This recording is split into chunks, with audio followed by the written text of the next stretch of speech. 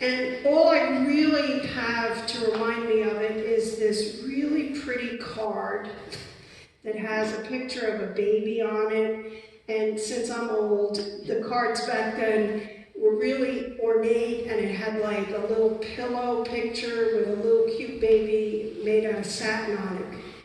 So I would find it when I was a kid, and I would say to my mom, "What is this?" And she'd say, "Well, this is to celebrate your baptism." But I never really understood what that was. I think that my parents had me baptized because they felt obligated to do it, because we really never went to church much. I was in my 30s when I returned to the church, and that is when I truly began to understand what baptism is.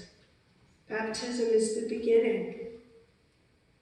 You see, God's grace had always been there for me.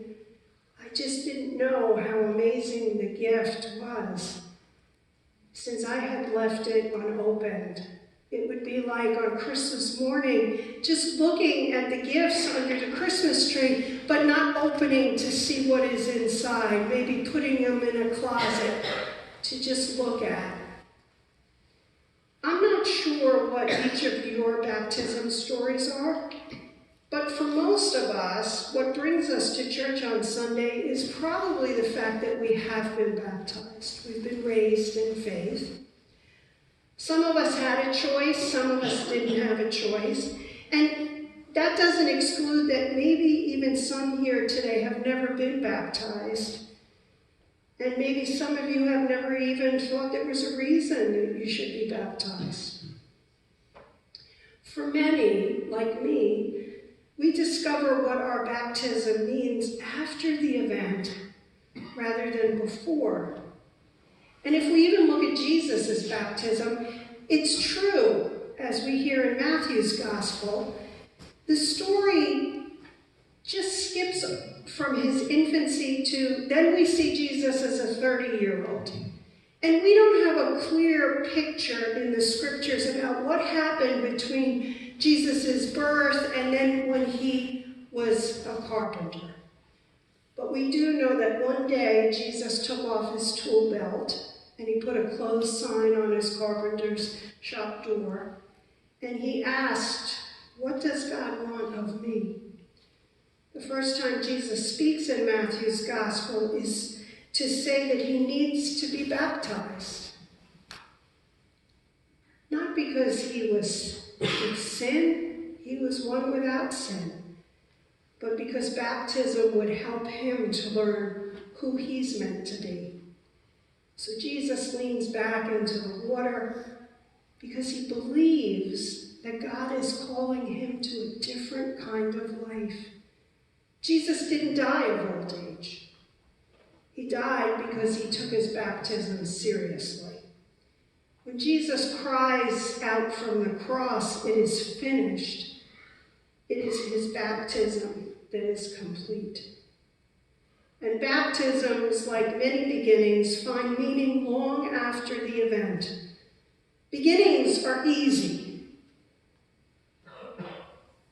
Beginnings are easy. But it's the finishing that makes the difference. It takes our whole life to finish the journey we begin when we're baptized. Because we're handed a map when we're baptized, but then we have to take the trip. So what does it mean to live into our baptisms? If we are true to our baptisms, we cannot make ourselves comfortable, cannot only do what will be appreciated, and cannot be satisfied with the way things are. Our baptisms demand that we struggle with what is right and wrong, what's important and what is not important.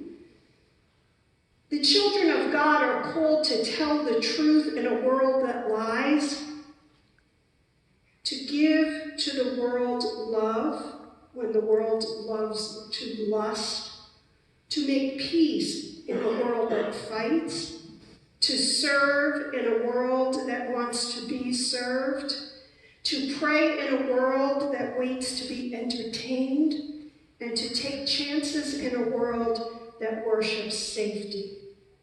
The baptized are citizens of an eccentric community where financial success is not the goal, security is not the highest good, and sacrifice is a daily event.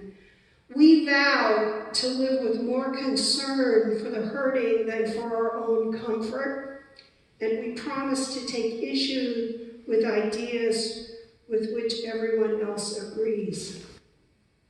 Baptism is a commitment to share our time with the poor and to listen to the lonely. And we are told in our other scriptures this morning that we are to go out.